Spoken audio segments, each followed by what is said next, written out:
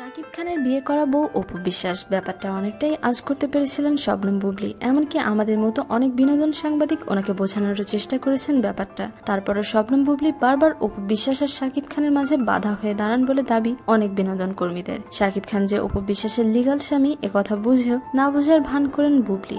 বারবার জোকের মতো শাকিব খানের পেছনে লেগে থাকেন বলে দাবি করছেন অপু বিশ্বাসের কয়েকজন কাছের মানুষ। তারা বলেন দিদির সাথে বসের কোনো সমস্যাই হতো না যদি না বুবলি ম্যাডাম একটু দূরত্ব বজায় রেখে চলতেন। এছাড়াও অনেক পরিচালক প্রযোজকদের মতে শাকিব খানের অপু বিশ্বাসের প্রতি আরো গুরুত্ব দেওয়া উচিত ছিল।